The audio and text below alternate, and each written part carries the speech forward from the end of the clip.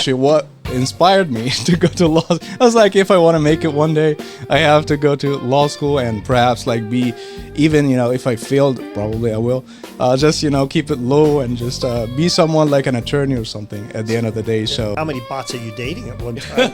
I mean, it's great. And then There's perhaps like lack in the of future, loyalty there, it's I gonna don't be know. like huge. And now, and the car now understands from those mistakes and is gonna make better decisions in autonomously driving itself.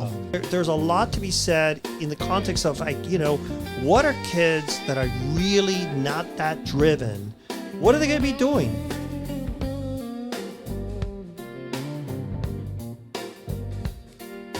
Welcome to Lawyers Uncensored. I have Leo, who is my co-host here, and we're going to be talking about trade and AI. We're going to be talking about quantum computers a little bit and multiple other interesting topics. So stay tuned.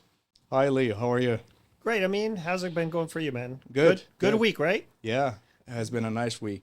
So I wanted to ask you a question before we dig deeper into the topics we're speaking about today.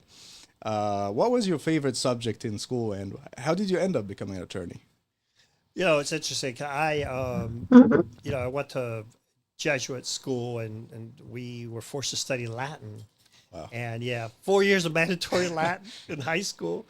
It was crazy because we're the only kids in the neighborhood that were studying Latin and learning about Roman history and talking like Julius Caesar. Wow. Yeah, I was like, next thing we knew, we were going to be wearing togas to school or something, and doing gladiator kind of stuff. Yeah. But Latin is very difficult. It's a very difficult language to learn. You believe it? Yeah. It was tough, but it was a lot.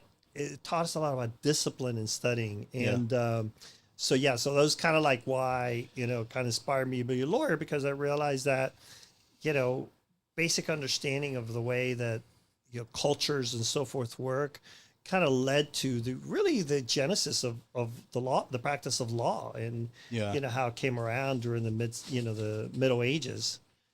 And what was your favorite subject?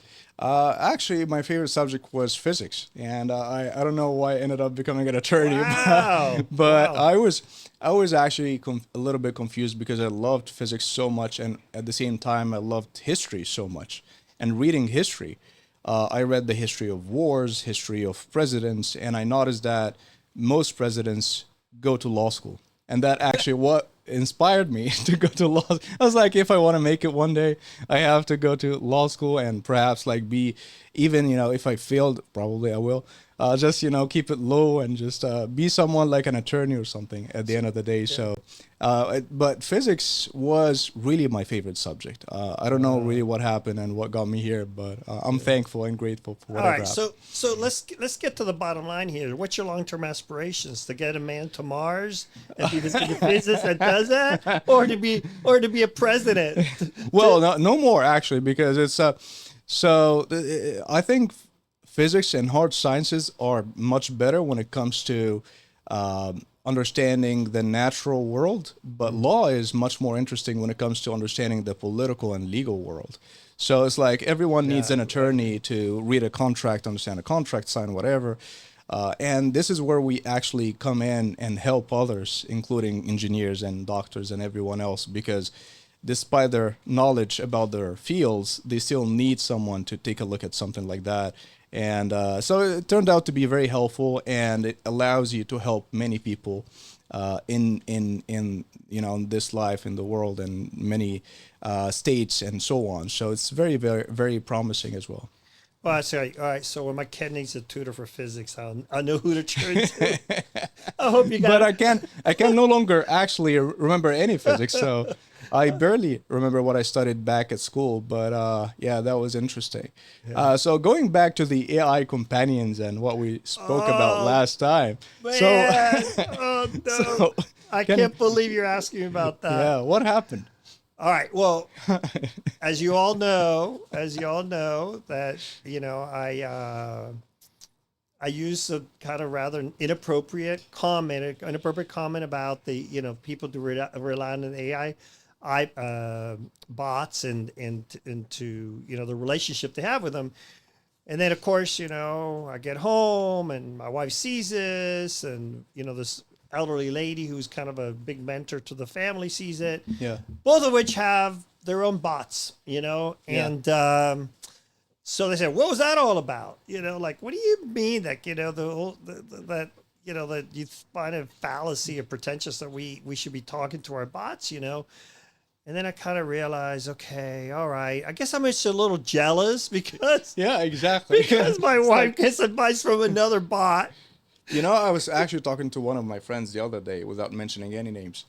And it seems like everyone right now is chatting with ChatGPT, getting like dating advice, getting like what do I say on the first date? What do I do on the second date? Like what to say exactly to propose to my future wife, and it's like crazy. And he was talking to me, and I was like, oh, this is my opinion, and he turned back at me and said, no, but ChatGPT said that, and I was like, okay, I mean, like, go ahead and do whatever, but like everyone is turning to AI right now, even when it comes to like dating advice. I remember like during the old days, they used to search the internet, and they would like find. Here's like 10 topics to start the conversation with and stuff like that. And it's like one time I actually was talking to one of my friends, and she told me a very genuine feedback about this.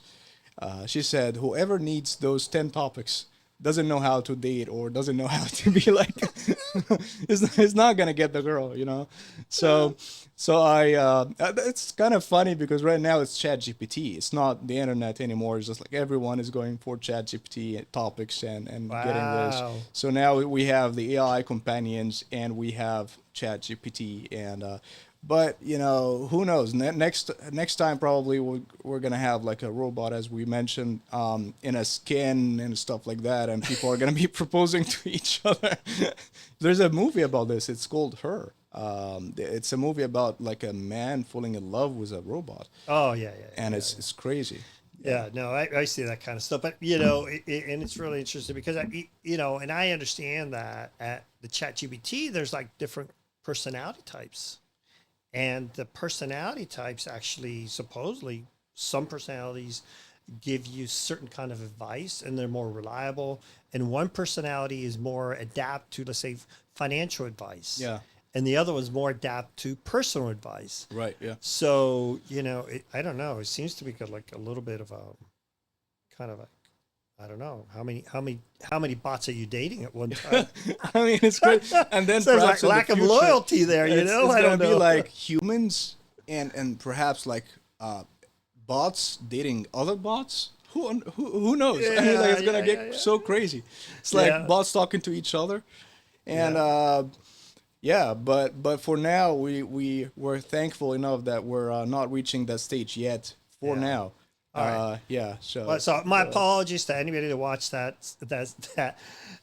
episode and thought that I was too critical of the bots, but yes, no, I think we mentioned last time they can be very helpful for elderly people and people who do not have anyone else to talk to, because unfortunately some people need someone and it's not always available. Like, some people are not married and not having kids or not having, companions in life. And it's definitely, in the past, they used to have neighbors and neighbors counted as family.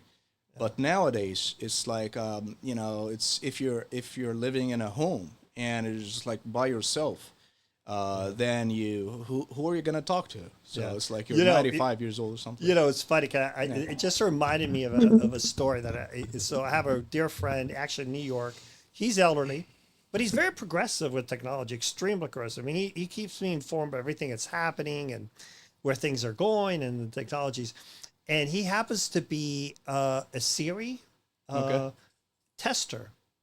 For is that Google or Apple? For Siri, it's iPhone. iPhone, right? So iPhone, Apple. So basically, he's the kind of person that originates the questions and the exchange of those questions and probable questions a Siri might have to answer. Yeah. So it was funny because when my wife was there visiting him a few months ago in New York, he said to her, "Shh, we have to talk really low. because if she hears me, she might get upset at the conversation I'm having without including her in it. So he's talking about Siri. Siri, right? Wow. Exactly. So, Okay. so he's very much. But anyways, but yeah. So these are very interactive kind Yeah. of things where it's yeah. I mean, and they are real humans actually creating the scenes, the potential scenarios for Siri. Yeah. Yeah. So everyone is asking about this. Of course, this is not our area of expertise, but from what I read is humans are training them, and humans are training the AI and all of that. But they reach a certain point where they can actually train themselves. Yeah. So this is where things like they do algorithms and they go crazy Yeah. about like learning faster and faster, and like Yeah. Tesla cars, for example, like in the past they used to get confused with some cones or like lighting or whatever, but after recording from all vehicles, it goes back into the system, and you would actually find on your screen there is an update. We trained the system, the software, on Wow. 2 million scenarios, and now and the car now understands from those mistakes and is going to make better decisions in autonomously driving itself. So it's like this is happening actually every month. There's an update every month. Right. So, And you would find, like, for example, when I built the car, it was not parking. It cannot park itself. Now it sees there is a space in the or a parking lot in the parking lot, and then you click on it, and it sees right and left. It does the signal, and it goes backwards and does it perfectly. And then I mean, you actually train your car to do that effectively. I didn't do it, but the engineers at Tesla. Oh, interesting. So As they the software updates that they create feed many videos and scenarios into the system, and the AI actually learns from it, like keeps absorbing the information and learns from it and does better next time. Very interesting. Very interesting. Well, that's great. That's great. Look, what can I say? I'm from another generation. I grew up in Columbus, Ohio, and when we were growing up, I mean, like, everything was so much simpler, right? So Right. much simpler. It's like, everything was like made in America. You go to a store and in products, there was nothing made abroad, and there was no AI. None of that existed, Yeah. and it was kind of a different time. What year was that? Around what year? 70s. Okay. 70s. Okay. Yeah, 70s. And but it seemed so much simpler. And I don't know, a little bit Mayberry kind of thing, where people are like just all our neighbors knew each other, and we, kind of like, we cut our own lawns and we cut our neighbors' lawns and make money doing that, and we just took care of each other kind of thing, and there was a newspaper. Anybody remember what a newspaper? Have you ever seen a Of newspaper? course. Yeah. Well, I had Not only Facebook and TikTok and stuff like that. Yeah. I had a newspaper out. I don't think I've seen a paper in a year already. A newspaper in a year is crazy, right? It's great. But anyways, things change and times have to change. But which makes me like the subject, like what is this issue, like all these things that we're dealing with I guess trying to bring jobs to America and trying to make things made in America again. Yeah. What's your thought on that?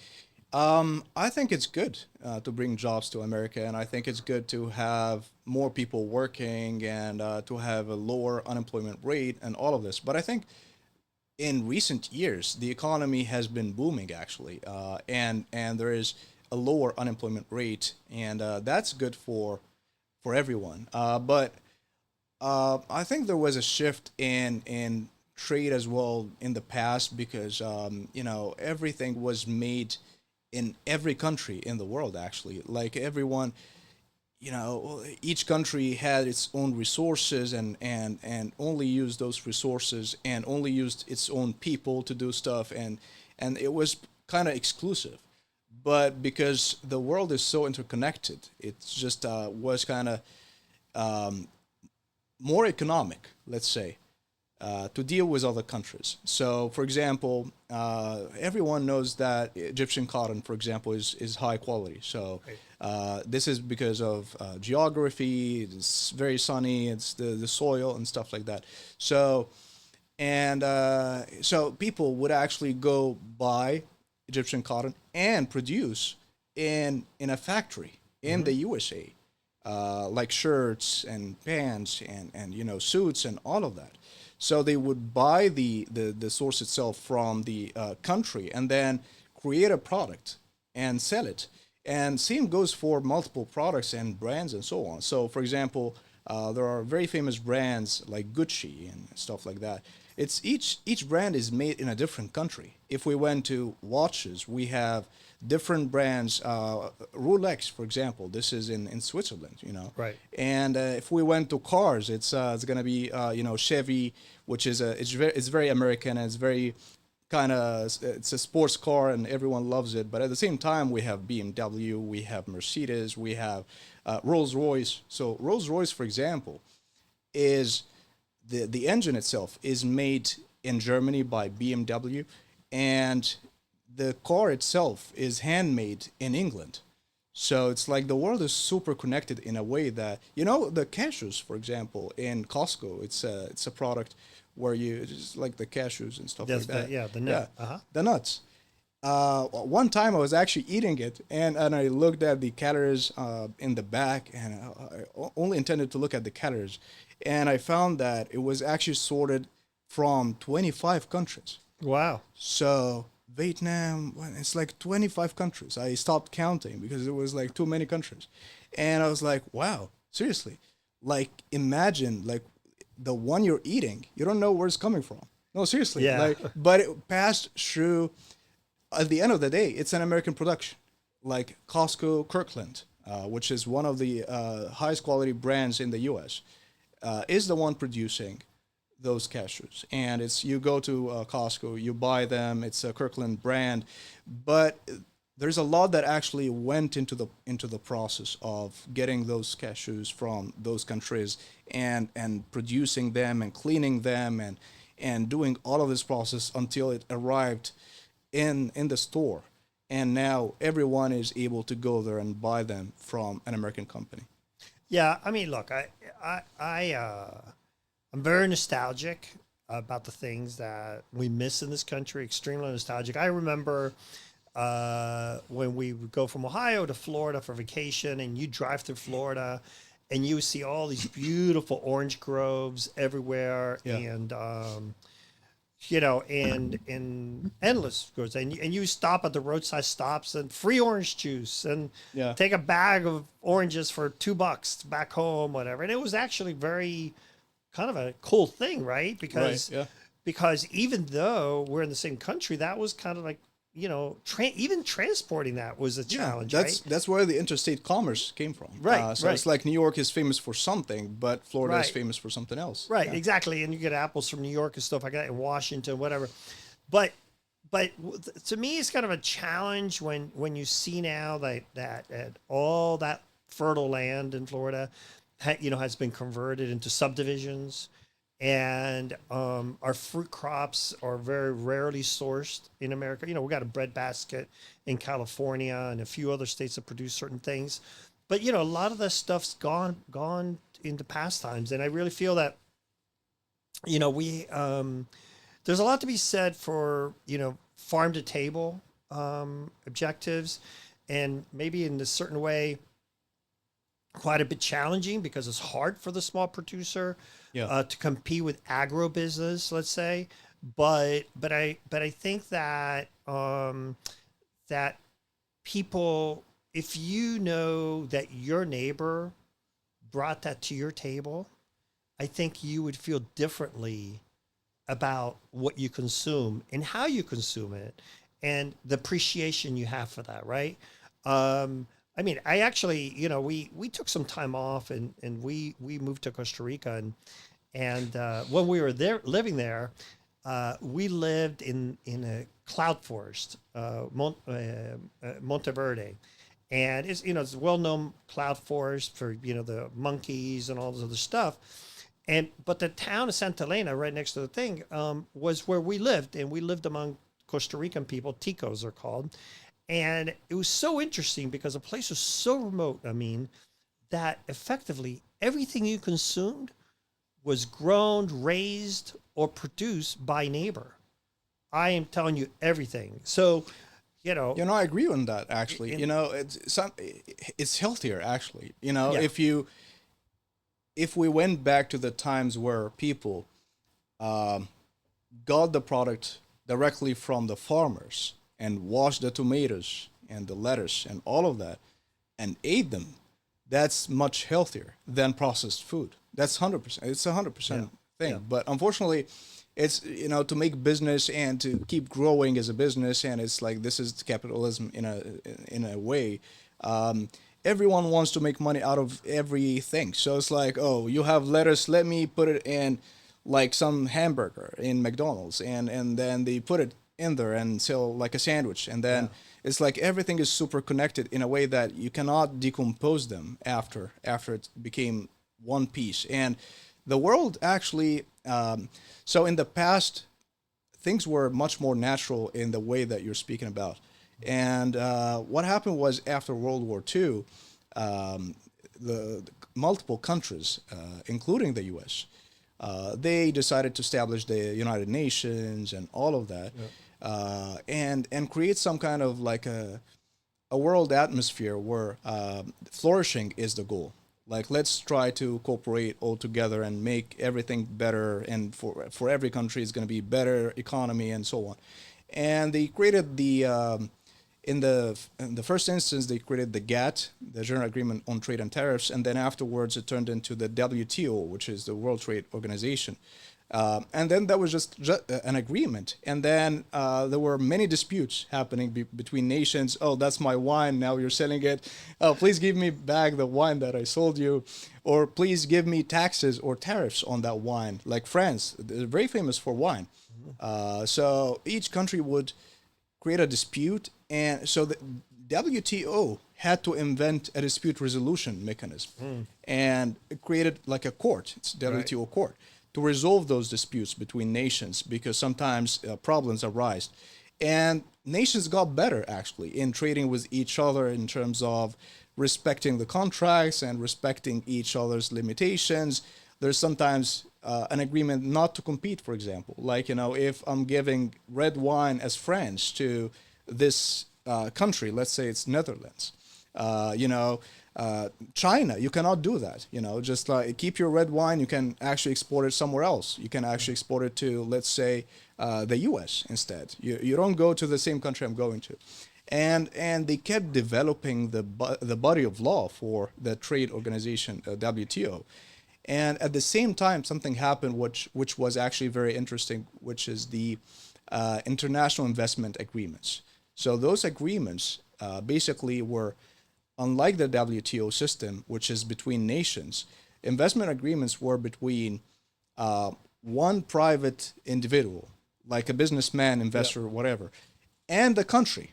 So you as Leo, for example, you would be investing in Italy, and you create like a huge factory to produce wine, and it's like, this is your factory. And then Italy, for example, would say, no, I don't know where you came from. You're coming from the USA. And I'm going to actually give more privileges to the Italian people over you because you're coming from a foreign country. So I'm going to favor my own people. So they created a clause called fair and equitable treatment, which is basically you have to be treated as a national for the purposes of businesses and taxation in that country. And that allowed any investor coming from any country outside of this foreign country to sue the country itself. Wow. And that's actually the largest dispute resolution mechanism that ever exists all over the world. So if you remember that we went to a conference a few months back or last year in New York City. Yeah. And we were talking to multiple people, and I said, these people, they practice international. In that area. Exactly. Right. So this is basically where the dispute is between one company or one investor or one businessman who's a multi-billionaire against the whole nation. and usually if he wins, he gets like some in some awards it's like $2 billion. In other awards it's like $500 million, 600, so on. Right. So it's like developed in a way that it shows kind of progression, and every country is learning from its past. So it's always a learning process where it's doing better in the future. It's not repeating mistakes again. Right. And now we're trying to do fair trade and so on. So the U.S. is kind of different because it has its own way of doing things, and that's actually admirable because it's every country in the world uses the meter system. For example, here we use the inches. Right. And in a way that's interesting because sometimes it's more accurate than whatever the rest of the world is doing, and sometimes it's not. So it really depends on what the aspect we're talking about. But trade and the history of trade and the U.S. and what's doing and going back to way things are, I think ultimately every country and including the U.S., the workers are not going to come back because they're going to be replaced by robots, as we said last time. And it's sad, Yeah. like Amazon. I watched a reel the other day, and it's like robots carrying stuff and putting stuff on the shelves, and it's like half 70% of the factory. It's kind of what I watched in the video. I'm not saying that statistically, but in the video, 70% of the factories are robots doing all the job. Oh, Yeah. yeah. Well, look, I mean, yes, that is true. But then again, when it comes to, high technical products or services that need some assembly, hands-on, expertise. I mean, I think we're not even doing, wafers and silicon wafers up in Vermont. I mean, global foundries up there, they've always been around. They've always been a U.S. Yeah. based foundry, and they're bringing some of that back because we do have, technical people that could work in, very enclosed, hyperthermic laboratories to work on massive wafers. A sheet of wafers, I mean, literally the size of a laptop, it could have 2,000 wafers that go into phones or go into a laptop. That's a $25,000 item right there, just a sheet, 25 to 50,000.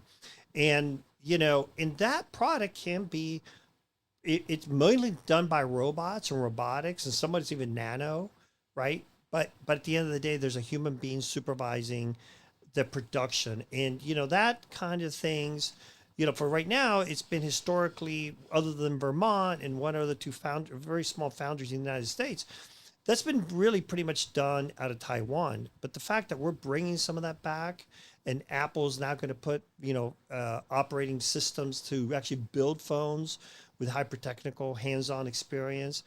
Look, at the end of the day, the way I feel is that, humans are not always meant to be software engineers. And even with that, there's a challenge, right? Because if every kid that goes to school in the United States had the capacity to be a software engineer, even that is being taken over by AI, right? Right. Yes. So, and that, that's not even the case. So, there's a lot to be said in the context of like, what are kids that are really not that driven by physics or driven by mathematical calculations or driven by, programming, let's say, or those things. What are they going to be doing, really? And that's a big challenge. And I think that's the disparity that we're addressing right now in America, where it's like, wait a minute, we've been good. We've been helpful in creating a better system of affordability. Hey, look, I don't no longer have to sit like I did when I was a kid, go to the grocery store and see what's in season. You know what I mean? Yeah. Like I have access in my grocery store to everything, right?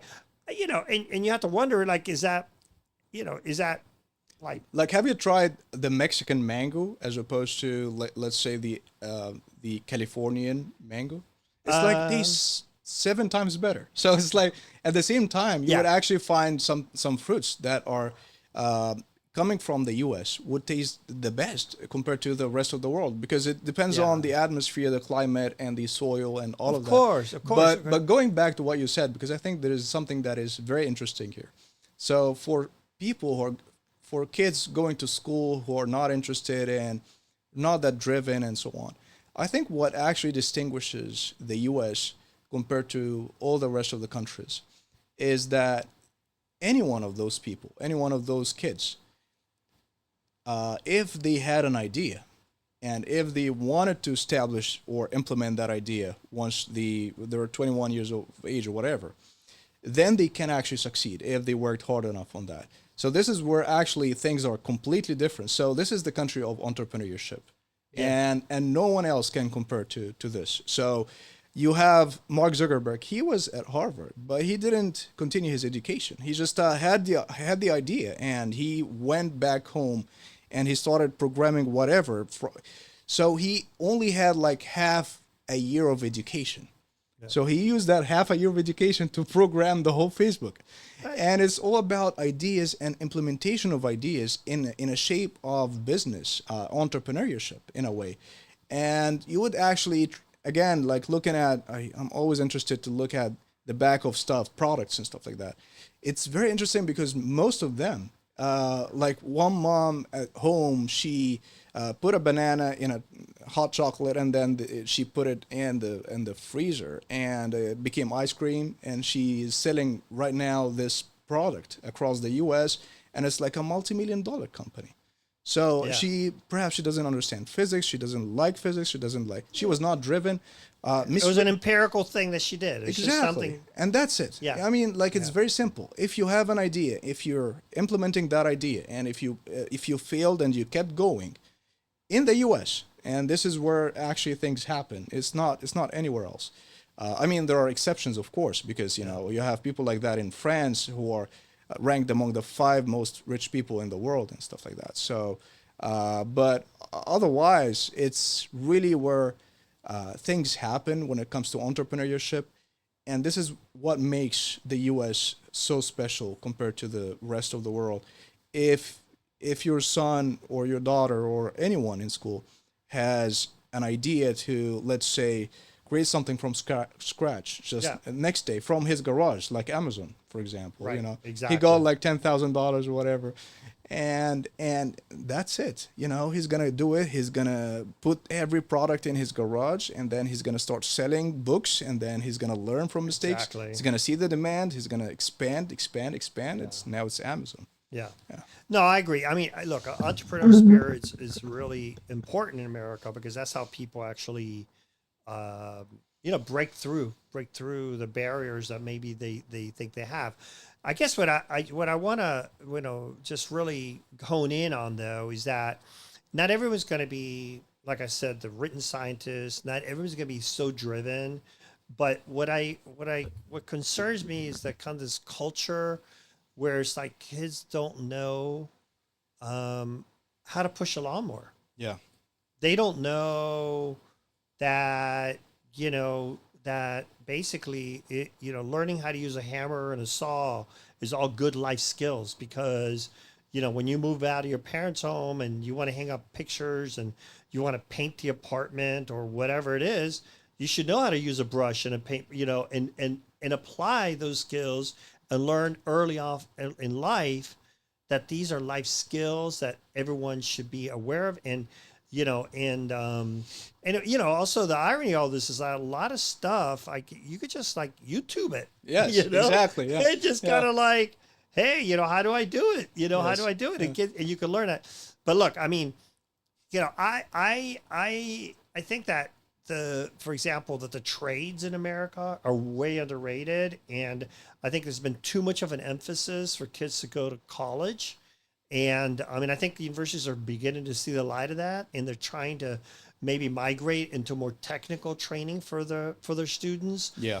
Because the realities are, man, like, hey, when your toilet breaks down, you're not going to call an MBA. Of course, fix your toilet. You got one somebody who knows how to fix your toilet, right? And so it's kind of like, so I think that there's a lot of stuff, and look, I think robots, they'll take a lot of a lot of those jobs, no matter what we try to do to bring this up, it's going to happen, but there will always be an opportunity for people to be part of that process, to do the things that maybe you just can't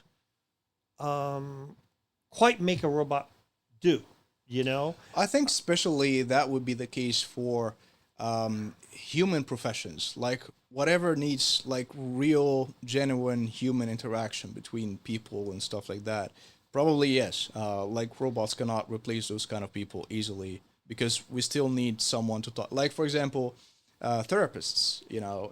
Imagine like would you Yeah. book like a? It's impossible. It's like just like it's like people talking to ChatGPT, but you can't do that because you know for sure that this is a computer in front of you. Like what the hell, Yeah, right? yeah, yeah. It's like it doesn't feel right, and it's not gonna feel therapeutic. I think it's just Yeah. like what the hell. Yeah. Yeah. You know, it's funny because it just made me think of this like right now. Like, have you ever gone through a drive-through lately, and you find it extremely frustrating that the person on the other end can't just quite understand what you're trying to say, and then you just drive up to the okay. I'm just driving up to the window to give you my order, and then there are others where they are actually already automated AIs. And it understands you And it 100%. understands. They know that you want the cheeseburger with pickles, no onions, maybe mayo and no mustard, mistakes. and And no it's like mistakes. Accurate, It- 100%. like Yeah. what? Like hold Yeah. on a second. Yeah, It's like cra- it's like calculators. So if you thought about it, and this brings us back to what you were saying like a few minutes ago, people are losing skills, but they're learning new skills. Yeah. So in the past, even myself, I in the school system that I went to, they put a lot of emphasis on do the calculations in your head or like get a piece of paper and do them using the pen and go. Do not skip a step, even if you can skip it. Just Right. do it step by step, because that trains your mind. Right. And eventually, they allowed us to use calculators, and everyone started using them. And you cannot do like regular multiplications afterwards right, because right. your brain is dead, basically. Yeah, you yeah, know? yeah. And then afterwards, now we're not doing calculations on a calculator. We're actually asking, you were putting like copy paste of like a whole statistics, and you're asking ChatGPT to get it done for you.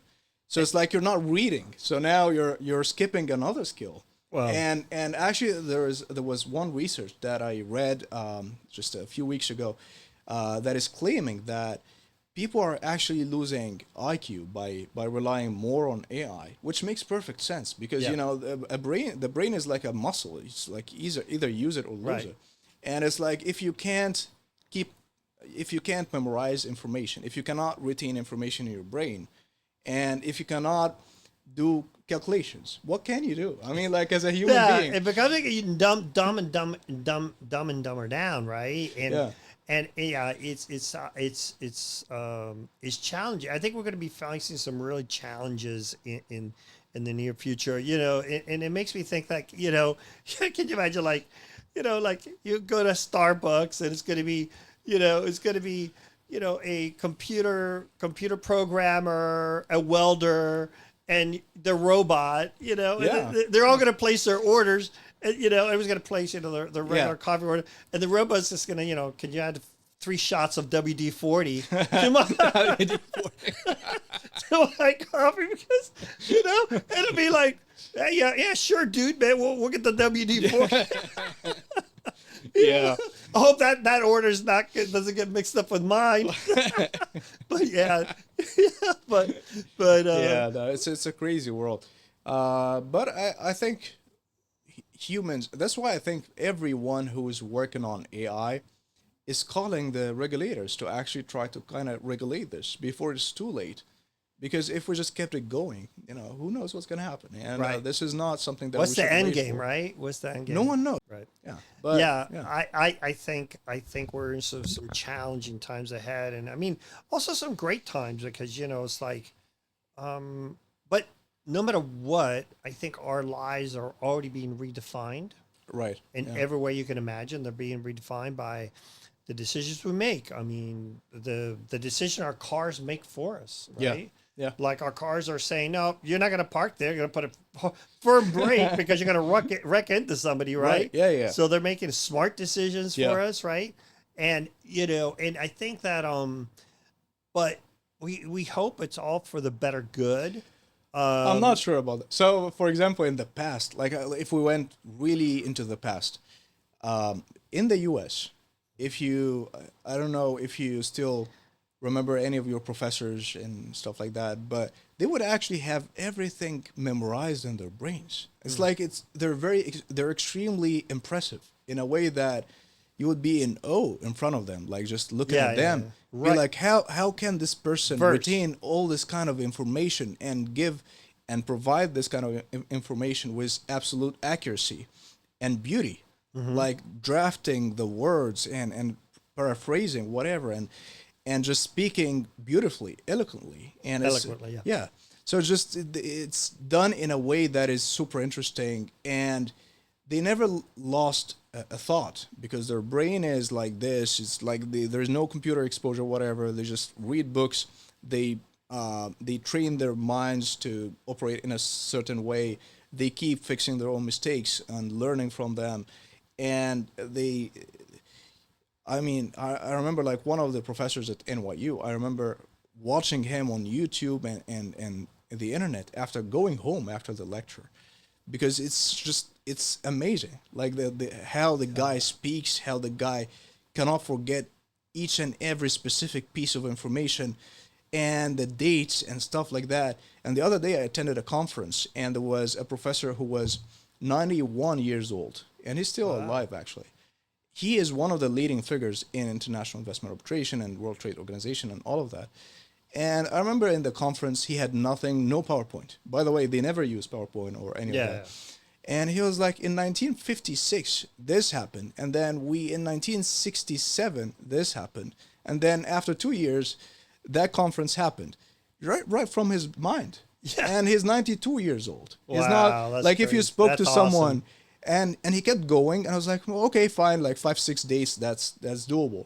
He kept going for like maybe 20 dates. What? And yeah, it's like he kept going, and it's like now 2004, 2006, 2009, Wow.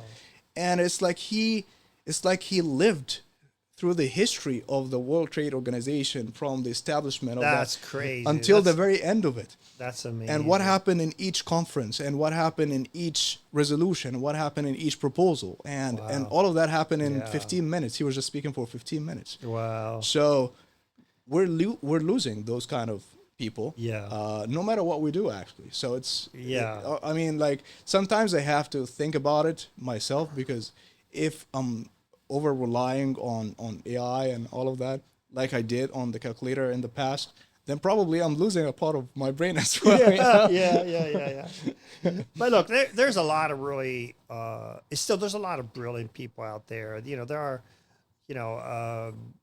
you'd be surprised that you think that, for example, when you have a serendipitous thought about a product or something that you like to maybe purchase or lease or whatever the situation is, that somehow comes into your phone like out of nowhere.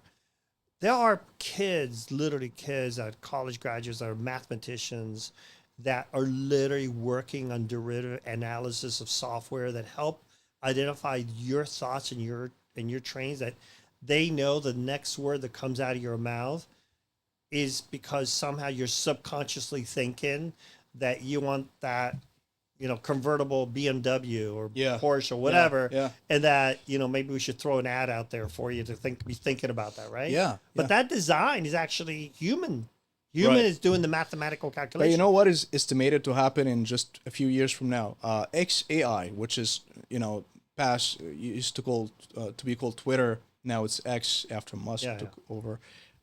So he got his own AI, which is Grok AI, and Grok AI is moving so fast that Musk actually tweeted about this, saying in a couple of years it's going to be solving the most complex mathematical problems that remain unsolved until this moment in history. Wow. So there are some equations that no one can solve them because they're super complex. Isn't pi still out there? I mean, Well, last time I heard some high school kid had put yeah. like 5,000 digits behind it or Yeah, yeah. something. So it's like some equations are super complex in a way that actually mathematicians meet and they keep meeting for 50, 60 years and they cannot resolve them.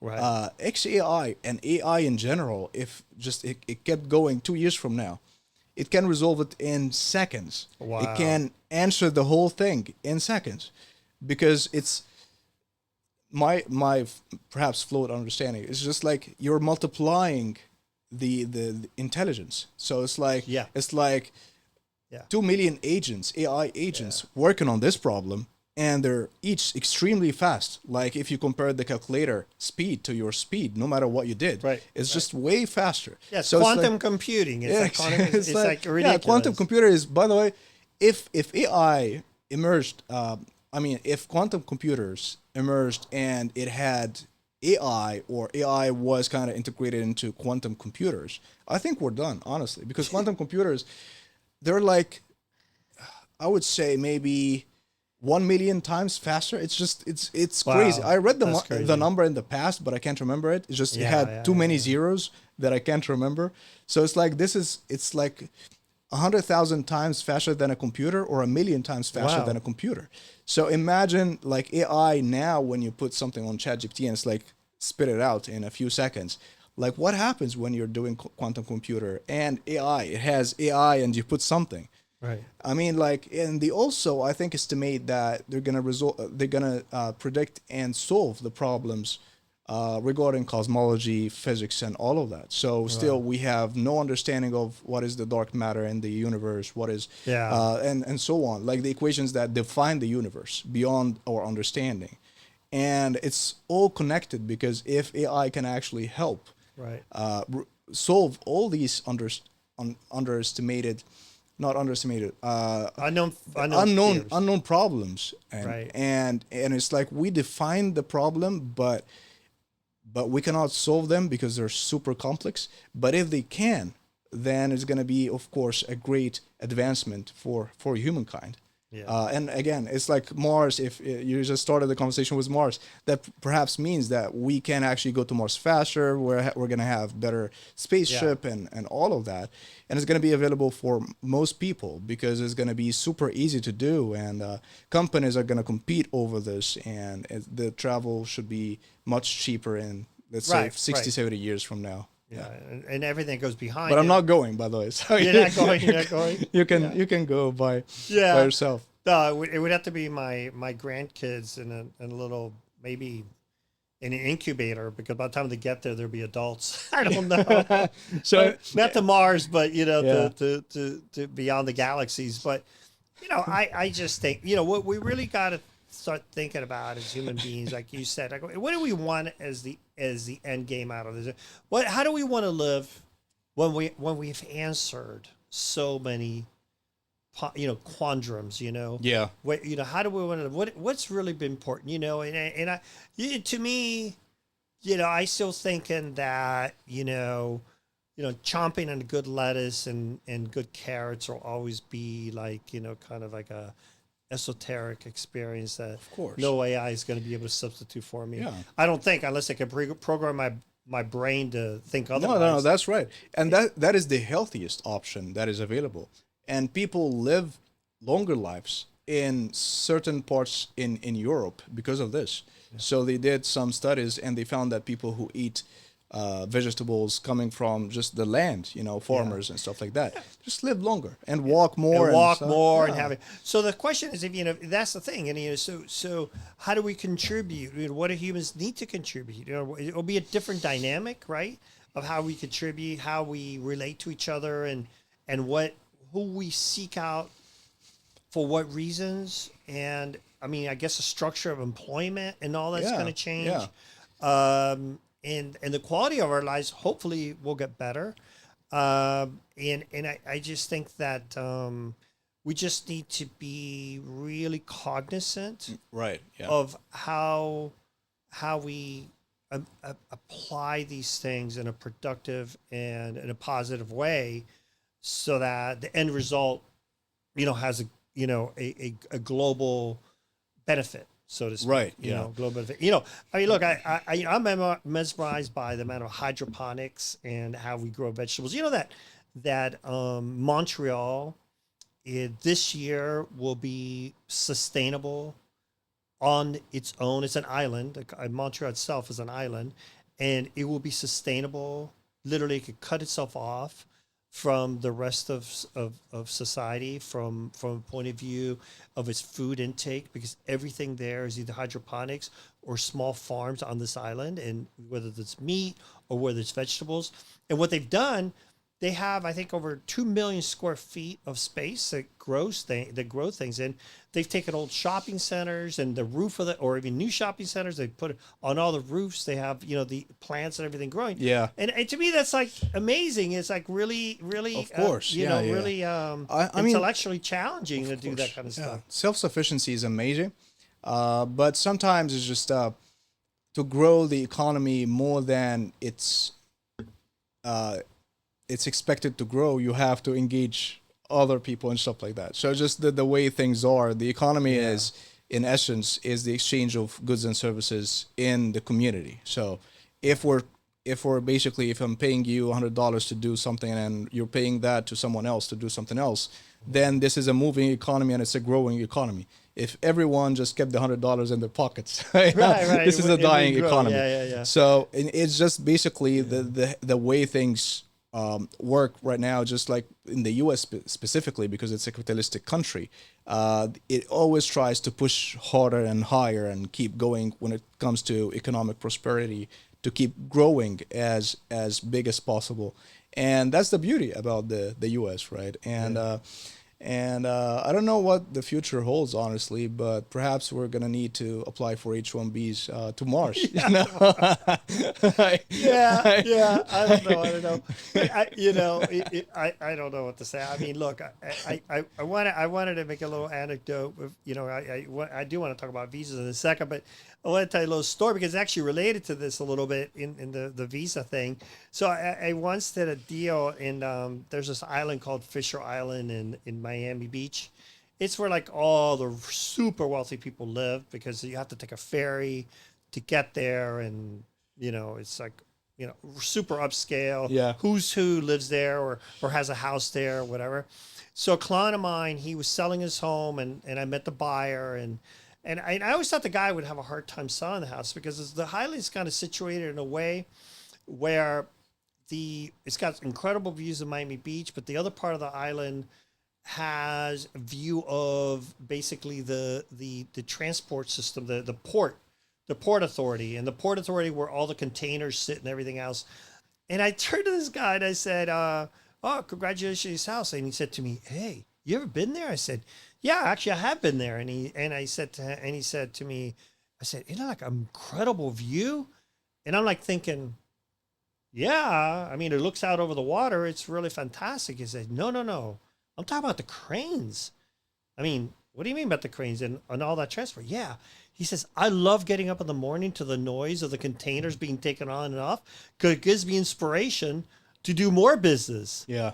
And the guy was a foreign national, and he thought that this whole idea of being exposed to business and trade was the best picture that he could imagine, having a cup of coffee, seeing that level of activity go down. So yeah, I think that and it goes to the issue of like what do people tell me about what's going on with all these visas and immigrants and business and so forth. Tell me about that. Yeah, there's just the latest thing is the H-1B proclamation, which is each employer, U.S. business, is going to be paying $100,000 for anyone who's being sponsored for the H-1B. This is not applicable for people who already have the visa. So if anyone has the H-1B right now and even transferring the visa in the future, that is not applicable to them. It's only applicable to new applicants, anyone who's coming or applying for an H-1B after that date of the proclamation. So the employee itself, he's not gonna or she's not gonna be paying that fee. The U.S. business that is sponsoring them is paying that fee, and of course the purpose behind it is to get that employer to hire an American worker as opposed to a foreigner who's coming here to work and get their place Yeah. and stuff like that. Also, there is two suggestions, actually. There are two suggestions. One is the golden card, which is a $1 million card that a foreigner can buy and get the permanent residency here in the US, and a $5 million card, which is a platinum card. Wow. So those are still suggestions. They're working on it. And at the same time, if you thought about it, because we're talking about labor and so on, so the suggestions plus the H-1B proclamation is more like, if you have money, if you are an investor, a successful businessman, whatever, you're welcome to invest here. Get the $1 million, gold card, and that would be great for you and Right. for the U.S. And if you're a multimillionaire, you can pay the $5 million platinum card, and that would enrich the economy, and that would be great. But when it comes to labor, let's try to get that labor from within the U.S. as opposed to from other nations, and that's the whole thing for the H-1B. Yeah, no, I get that, and I can see that, but I'll tell you, because I actually happen to have an example of something where it's like, and I'm not gonna, the price is one thing, but the realities are another thing. Like I have a friend that works in a utility company. He's a pretty, up there manager and everything in the computer science department, basically the programming for everything having to do with utility companies. Yeah. Whether it's, running the high intensity electrical cables to the billing systems to everything else. Anyways, he told me a story about that they had to bring in some programmers from abroad, because he's been at this job for like 40 years, and the system that this utility uses is still a legacy software. And then not a single university in the United States has taught that software for over 30 years. So they can't find anybody unless they bring them from abroad. So I'm sure that there are reasons, and you think about it. I mean, I personally would rather just not get my electric bill and not pay, but still, So there are 2 points of view actually for the H-1B. One is, and both are actually right at the same time, unfortunately. Yeah. So one is, some employers abuse the system. So they sponsored someone from abroad and they paid them less than an American worker. And that made the administration, which is right, to focus on how do we fix this system, because if employers kept abusing the system, then it's not doing what's intended for, which is bringing the talent that we need. Right. So the second point is, as you said, it's bringing the unique talent that is not really available in the U.S. in any field. Right. And that is actually supported by other visas. So the EB-290W, by the way, the national interest waiver, a part of the USAS policy and the Department of Homeland Security policy and all of this is, if someone is focused on a technical STEM matter, especially in the STEM fields, he or she has a boost already, even without, just like, we usually spend half the time on someone who's doing STEM as opposed to non-STEM subjects. Okay. Because... I know what STEM is, but tell us what STEM is. Yeah, it's science, mathematics, and so on, engineering, and so on. Yeah. So it's basically, they know for sure, and they're doing their best, actually, to get those kind of people.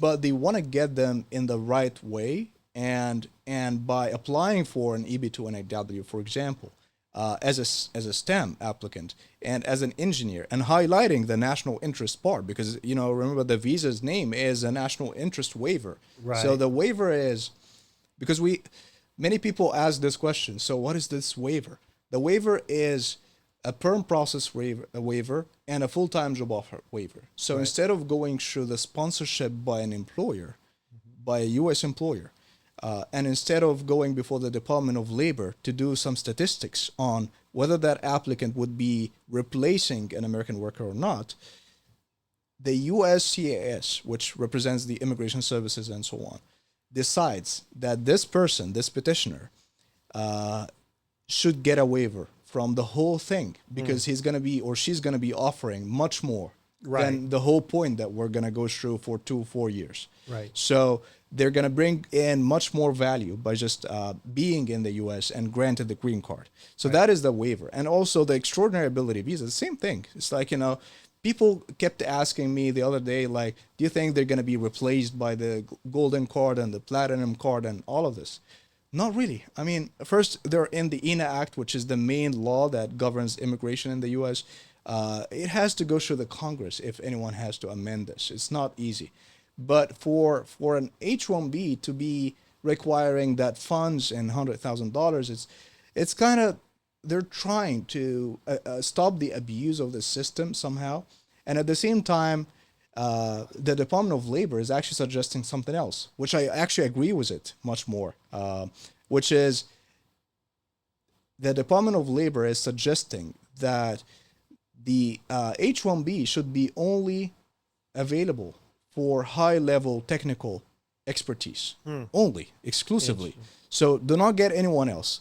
Just focus on those kind of engineers, those kind of programmers, those kind of people that we cannot get from within the U.S. And you can allow them to have an H-1B even without the $100,000. That is the stance of the Department of Labor. Gotcha. But right now we're going to see what's going to happen in the future and how it's going to play out in the future. Right. Yeah. Yeah. There's a lot of lobbying from different positions on that. But I mean, obviously, we are the land of opportunity, the country of growth, and I think the future is really bright. And I think we need to keep focusing on that and just make smart decisions on the individual level, at a business level. Yeah. And I think that's. And I want to add a point here because there is one idea that I always like to clarify every time. Any nation or a country or economy. So when I'm speaking right now, I'm speaking about like an economy as a concept, not really countries or anything else. It's not a finite pie.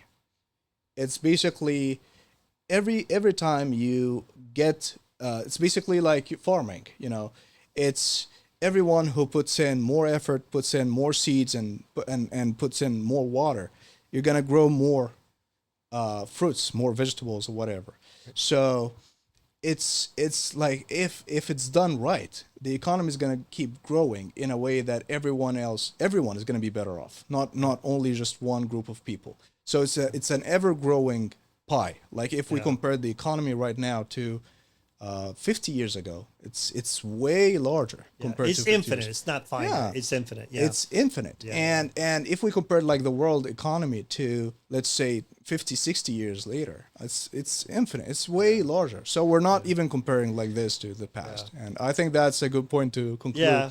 Well, I wanted to say, look, I think we're going to do great, and I'm really looking forward to our doing our mini series on American Dream, because that's part of the infinite part of opportunity. We should invite America. people here. Yeah, I think we definitely need to do that and feature people that have been successful in those ventures. Right. So, anyways. Starting with myself, you have. Yeah, it's true. It's true. But I wanna basically invite everybody to please subscribe to our channel, keep an eye on what we're doing, and I think the topics that we're addressing, Lawyers Uncensored is about two guys here that basically have life experiences. We deal with real life businesses and real life immigrants and so forth every day, and bring that home to experiences that we like to share. So please subscribe to Lawyers Uncensored and look forward to seeing you in our next podcast.